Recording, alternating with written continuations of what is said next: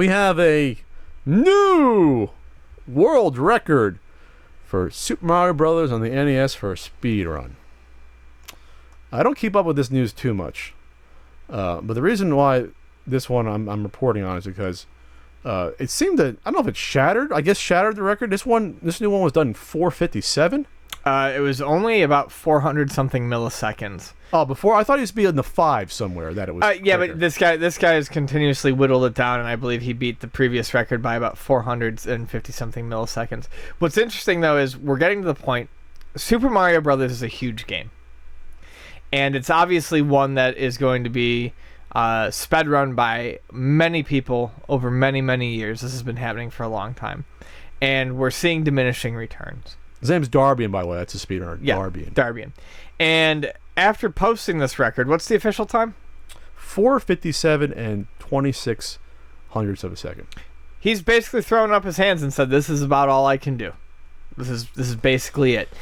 When you are beating times by milliseconds, and it's not to say someone can't find another exploit at some point in the future, but at some point you are going to beat a game as fast as it can be beaten. It's not like you can constantly keep whittling this down.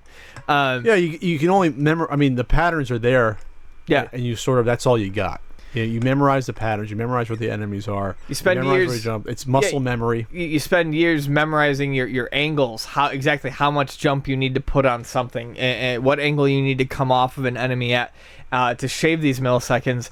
And at some point, I feel like it must have been incredibly gratifying for Darbian to get this record, but at some point, it's not gratifying as a process, I would imagine, to keep trying to just shave the smallest parts off. At some point, you've accomplished what you wanted to do. You're a badass. Yeah, I mean, you're done. He knows, I mean, at this level, he knows, like, where the hitboxes are. Like, he's literally jumping and touching the piranha plant, but not enough to die. He was literally at the end, to me it looked like he died. He was jumping into the tail end of the hammers being thrown by Bowser and not dying. So, like, You have to know that shit in order to have the confidence to get that close without dying. It's incredible. Yes, it's absolutely incredible. It's an amazing feat, but I agree. I feel like we've reached the apex of what we're going to get with Super Mario Brothers speedrun. I want to see it going through all 8 worlds proper versus doing the warps. That'd be interesting to me. I believe there actually, there is a separate speedrun for that. Because obviously with that, there's a hell of a lot more room for error. Yes. Because